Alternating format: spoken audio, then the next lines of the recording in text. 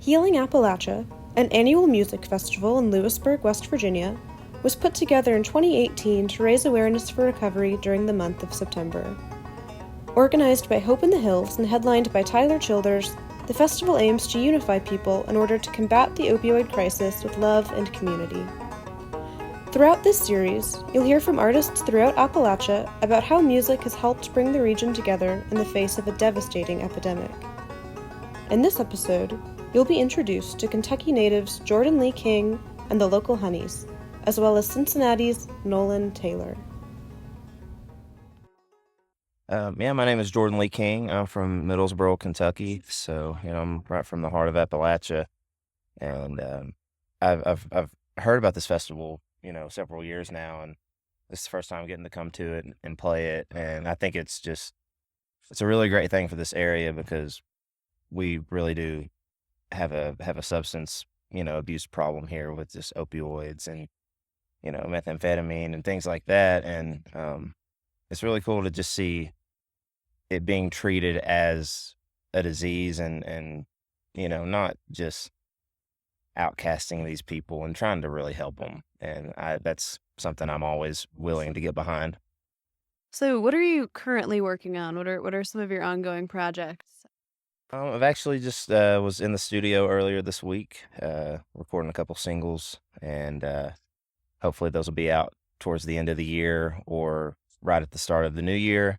But yeah, I just put out an album back in February called By and By, and was really proud of it, and it's part of the reason that I'm even here today. So yeah, that's really all I've got going on right now. Say more about that. How has your music been influenced by your past with growing up in the area? And you mentioned you were in recovery. If you want to elaborate on that a little more. Yeah, I think people are just a product of their circumstances and where you grow up and the environment you grow up in, and who your parents are, and that definitely reflects a lot of who I guess that reflects in a lot of my music as far as who I am. And as bad as some of those things can be to go through, you wouldn't be who you are if you didn't. And I am a month and a half sober. Just quit drinking, and it was just getting in the way of a lot of things. And it's not been all that hard. It's just been, now I've noticed that I have more time on my hands, and it's kind of trying to fill that time, not staying up till 4 a.m. and sleeping till 1 p.m.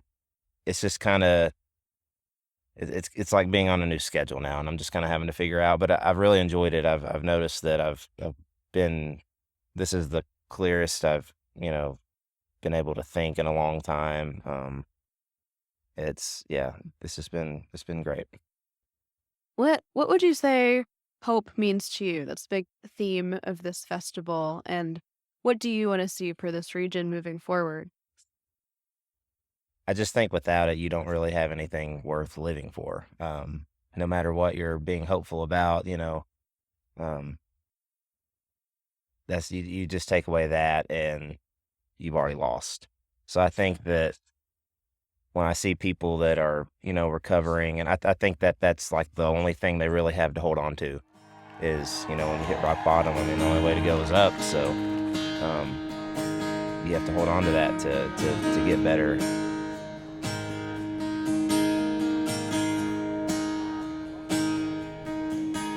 Well, Daddy's out working, but he'll be home later.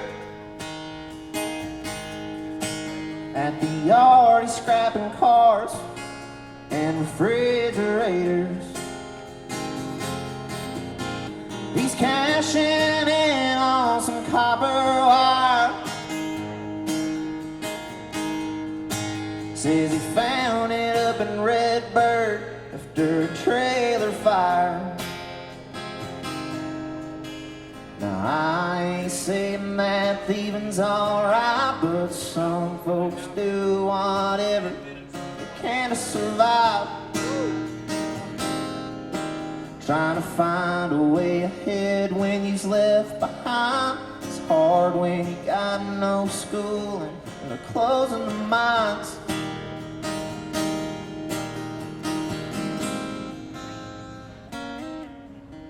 Well, mama stays home in a dirty trailer, raising babies and cutting coupons out of the papers. She had 4 more to follow after her first kid, 'cause the more youngins you got, the more money they give. Now I ain't saying it's fair to be abusing the system, but the money coming is the only thing that keeps them living. But a young and coming along just to get you a check ain't gonna have a shot at nothing when nothing's all that's left.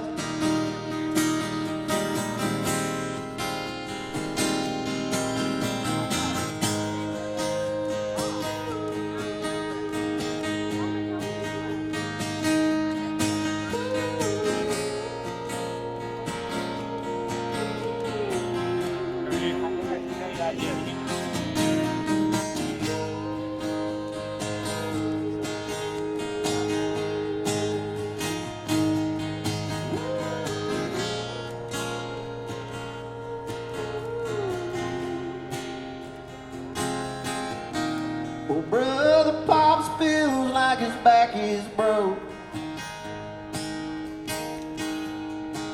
'cause he likes getting high but can't legally smoke. Well, worry and fear run through Mama's head, like if he ends up in prison or someone finds him dead.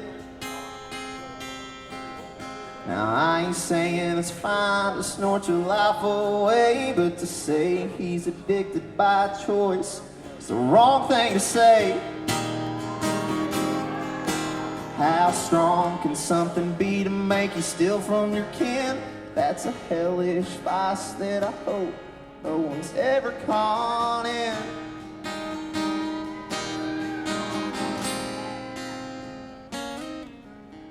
Well, Daddy's out working, but he'll be home later. At the yard, he's scrapping cars and refrigerators. Thank y'all so much. The overall album, or the overall theme for my album that I had was just Appalachia, just kind of encapsulating everything that it is. And a big thing for me was, I remember growing up, growing up a lot around religion, and my mama was a Pentecostal woman, and that was some of my earliest memories. And that's actually kind of my introduction to music, was just her singing, old hymnals to me, and she'd play her tambourine and all that stuff. And so I wanted to kind of reflect that in the album, and that's kind of where By and By came from and started out. And I think people listen to it and they think it's a gospel album, but it's not. It's, it's, you could say gospel influenced, but at the end of the day, it's just, I'm just trying to capture what Appalachia was to me, and everything, just growing up with, growing up in church and growing up with, just like hearing old folk stories and tall tales, and seeing the bad things like, poverty and addiction and, just petty crime and things like that. So I kind of I wanted to capture the good and the bad, There's a house with my name on it, somewhere in the by and by. There's a lot of music playing with my friends all through the night. And when I get there, they'll be waiting to comfort these anxious eyes. Then we're gonna have us a big old party, in my home and the by and by. When you're fixing up my heaven, please make sure you get it right. I won't ask but a few small favors for my own sweet paradise. Can I have a creek for fishing and a garden I can tend, and a mind that's chemically balanced with a heart I don't have to mend? There's a house with my name on it somewhere in the by and by. There's a lot of land for running with my lullaby by my side. And when I get there, she'll be waiting with her smile that's a mile wide. Then we're gonna have us a big old party in my home in the by and by. I don't need no golden roads or no man to check me in. I'm gonna walk that river's wide back to the place with all my kin. And there's no broken family here. There's only love I felt as a child. And I'm gonna let it overwhelm me, 'cause it's sure been a long, long while. And there's a house with my name on it somewhere in the by and by. There's a lot of reminiscing with my folks all through the night. And when I get there, they'll be waiting to dry the tears out of my eyes. Then we're gonna have us a big old party in my home in the by and by. And then we're gonna have us a big old party in my home in the by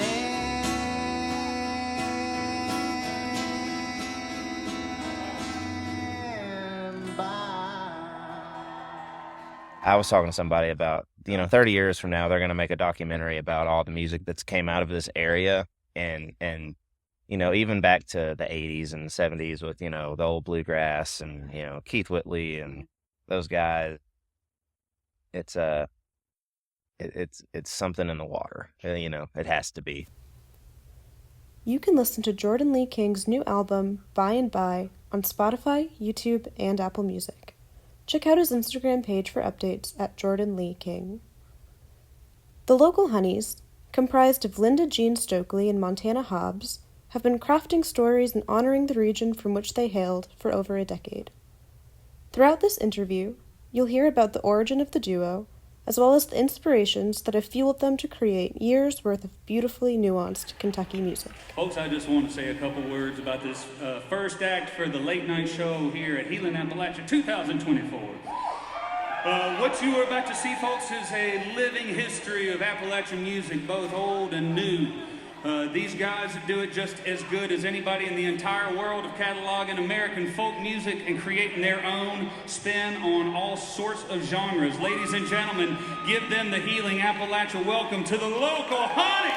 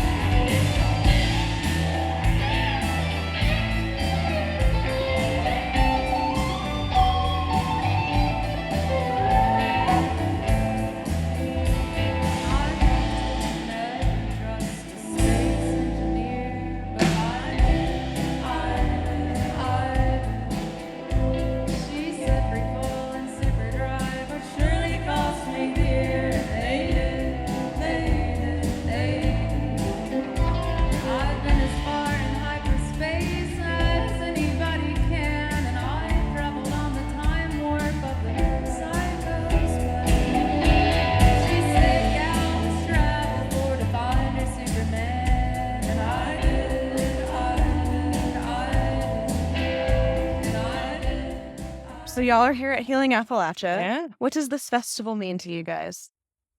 It means a lot to me. We're from Appalachia, and the biggest cornerstone of this festival is about recovery and addiction and bringing awareness to kind of the resources that this area can offer to those who are struggling, and not just the people who are addicted, but family and all the people that surround them, because there's not, even though I think a lot of addicts or people in recovery feel very alone, they're never alone. There's people who are surrounding them as much as they can, and I've loved many addicts, and I've loved many addicts, and have had to learn boundaries, and have had to do this and support in different ways and stuff like that. So it's very close to me for sure. And this is our first year here, so it's really an honor to be involved in it. It's also a privilege as an artist in the region to be able to sing and love amongst the voices of all of these people regarding a cause that we care so deeply about that really affects our region. I mean, we talk about it in our songs. We talk about the opioid crisis and the effects of big pharma in this region. We share it all over the world, and it's always a privilege to be able to sing and speak and be a part of something in your home. And the ruralness of this area, brings some interesting challenges with addiction. It's not like we're in a big city, there's big cities every 50 miles with millions of people in it. We're all kind of spread out, so it's easy to kind of feel alone. It's easy to feel like, well, I have to move halfway across the state just to go to a dry out center or something like that, and they don't have any beds. It's a big problem is that this this epidemic was kind of planted here, and we haven't been able to catch up to taking care of the fallout with it. Healing Appalachia, and the mission that this whole festival and this organization stands for. It's very dear to everybody on this stage's heart. This is a song I wrote called If I Could Quit.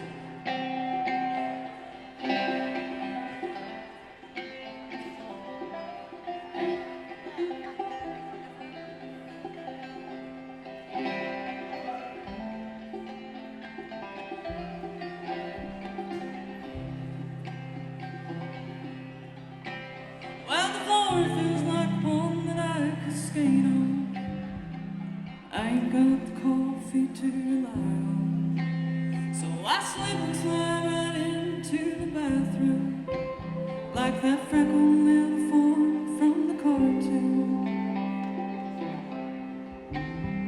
Now I ain't in there long before I get lonely, start looking for the first thing to hold me. On the cabinet there's a mirror, and on the inside, that's where all my good buddies sit, sunshine. They don't all get along, but that's alright. Like that one time, remember, on prom night. But I'm smarter than them, and I love a good fight. And I'll go when I go, and the time's right. If I could stop this aching in my knees, if I could quit this dragging of my feet, then I might make it out of this world alive.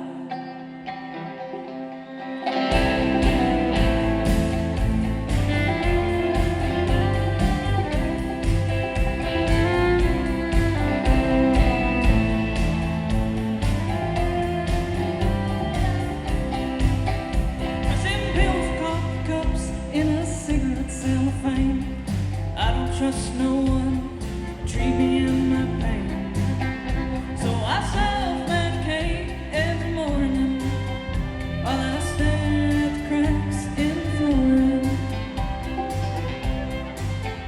What I'm trying to find is the right aid. I can put it on my card, I got But now, 'cause the new shit they brought in, I give up more times for Suboxone. If I could stop this aching in my knees, if I could quit this dragging of my feet, then I might make it out of this world alive.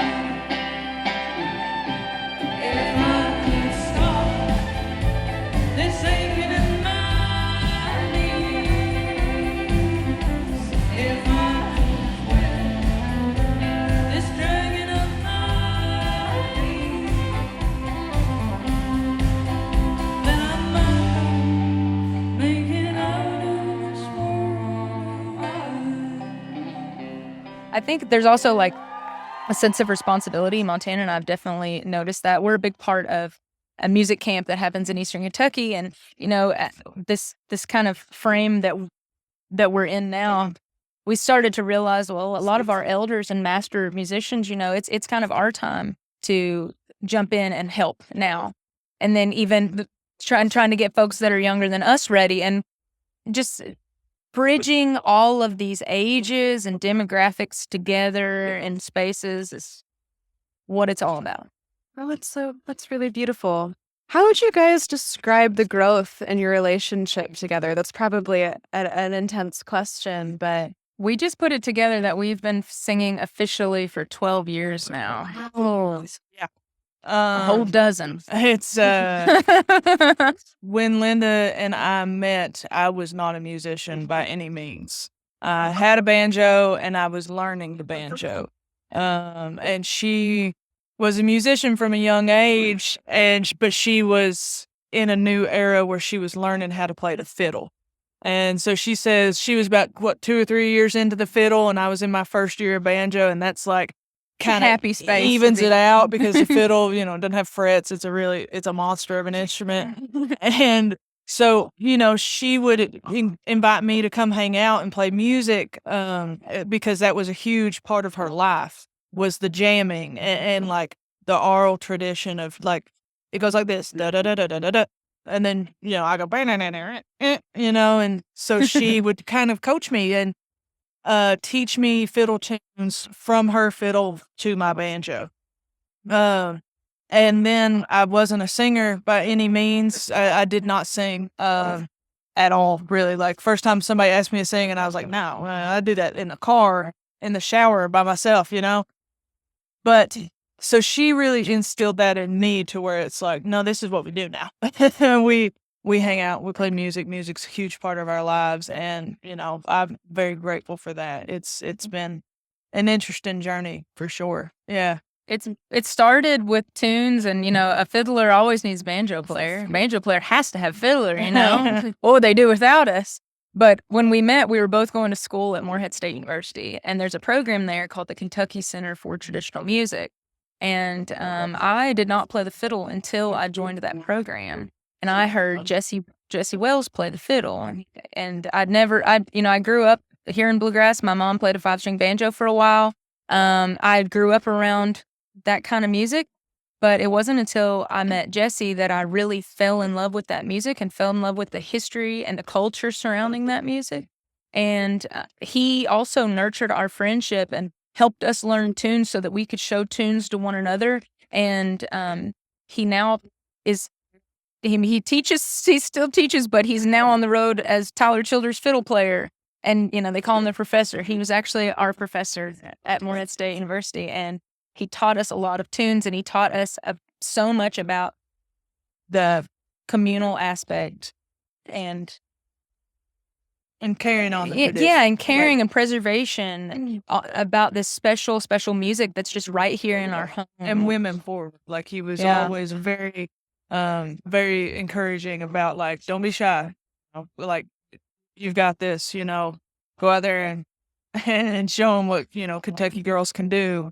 Yeah. And that's what we've been trying to do. And I worked in the archives as his assistant. And, he was constantly showing me and introducing me to new music. And I remember I would, like, walk into his office every now and then and be like, why the hell didn't you tell me about this? You know, you haven't told me anything about this. And he's like, you have to discover some things by yourself, you know?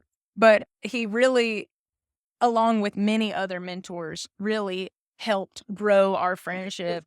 And not just music, but we have a lot of the same interests. But through music and through like traditional Appalachian music, we love history, we love storytelling. It was all these things that we loved, and it's so much more fun to share music. I mean, I know some music is very personal for some people, but we really love making music together. It's just a very, very fulfilling thing, and it's a friendship. And now we have more friends that we've added. We've got a gaggle of fellers that travel with us as well, so they really help us just kind of share the joy. Suppose we're all just animals with slightly different hearts.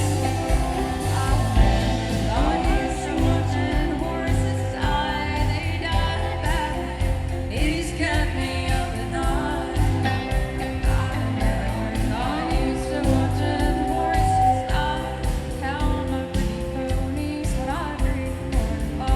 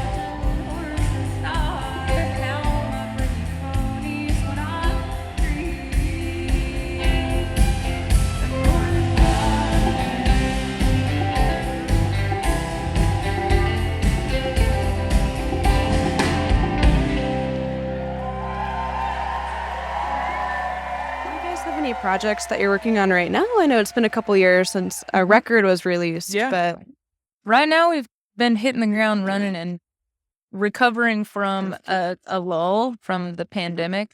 Montana and I had been playing all over, particularly Europe, in 2019, and we went on a tour in the early part of 2020. And then we came home and played a few shows, and then when the world kind of started to shut down, we kind of sat there in waiting. And now that things are, I don't know, opening back up, and we're getting out there, and we work with a really wonderful agency that's putting us out in all these cool places that we've never been, like Blacksburg, and we've also never played in Lewisburg. Like this is new territory for us. So we're really just out there, boots on the ground, trying to just get out and play music. And every night that we're out playing, it's so connective. And we're just realizing that people just need more time together and connectiveness and community organization. And that's another thing about this festival that I love is there's not a lot of young folks at the forefront in some of these rural areas that are organizing specific community events for us all to gather. And we're finding the more and more that we're out, the more and more people are craving this. People want to be connected. People want fellowship. People want to hang out and have a good time. So right now we're just playing a lot of gigs and we're covering the big part of the U.S. And then next year we'll also be doing the same. And we might have a few recordings coming out in the next year as well. You can check out more of the Local Honeys at thelocalhoneys.com to find their upcoming tour dates. You can also stream their music on Spotify. Next, we have Nolan Taylor, an up-and-coming singer-songwriter from Cincinnati, Ohio. He tells the stories of America's working class with both grit and grace, detailing his own experiences growing up in poverty and battling with mental health struggles. She wakes me up and turns on the news, says, "What did you do?" And lately it's tough when she calls my bluff and I'm hitting the proof. It's not always me, blinded by these half-hearted truths. There's no blood on my hands. I do all I can to bring what I earn home to you, but you push me away for the things I don't say and the unspoken things that I do. Yes, it's true.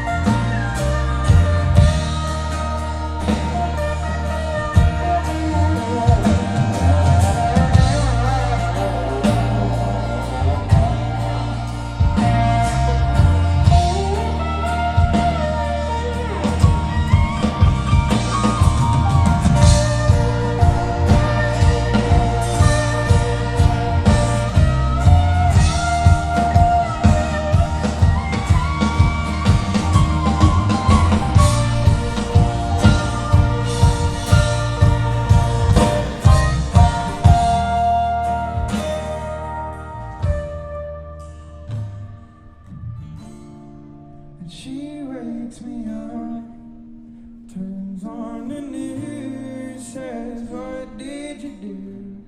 Just grew up in a couple small towns in Ohio, kind of split time, half and half, but yeah, it's just real small area, super poverty stricken, a lot of drugs where I was from, but I got out as soon as I could, really.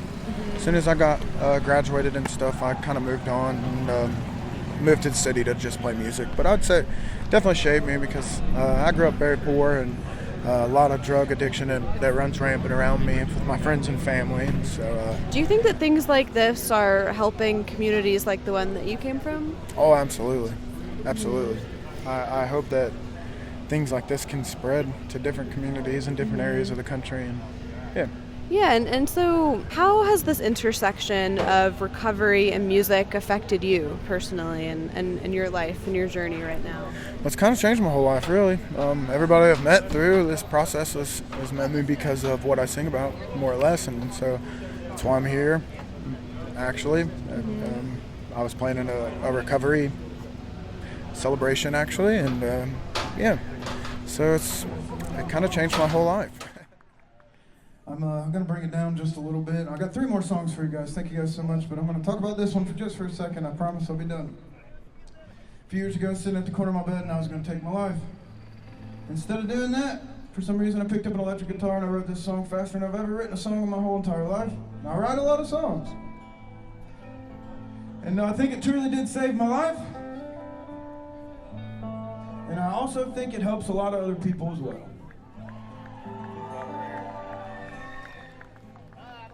This song's called Darkness.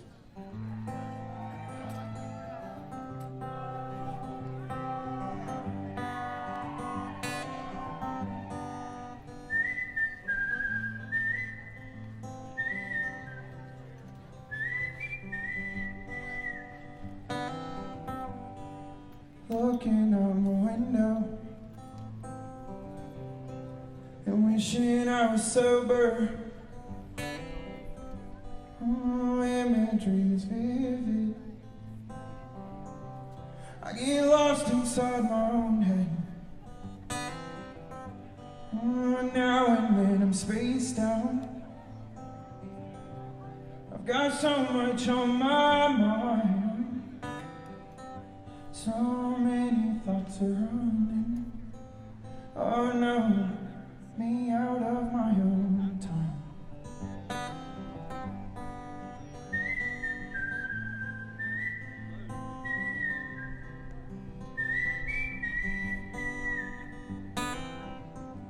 And every day I feel it, some sort of darkness moving in. And honey, I'm so sorry. Oh no, if you ever find me cold and stiff, just cut me down and hold me. Hey, won't you kiss me on my head? Nothing I've ever done's to hurt you. Oh no, your love's the only thing that's helped. I can hear all them whispering pines in that sweet feel of perfect moonlight. You're who I see out through the blinds, so warm to smile.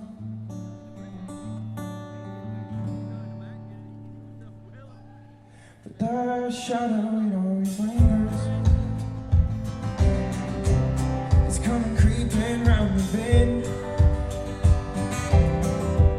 It's been waiting just to hold me. Oh no, just to hold me and move. But how can I leave me be? Your love's the only thing that's helped.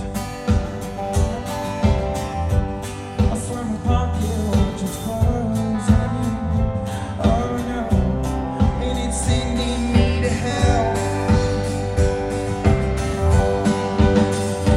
And I can hear all them whispering pines in a sweet feel of perfect sunlight.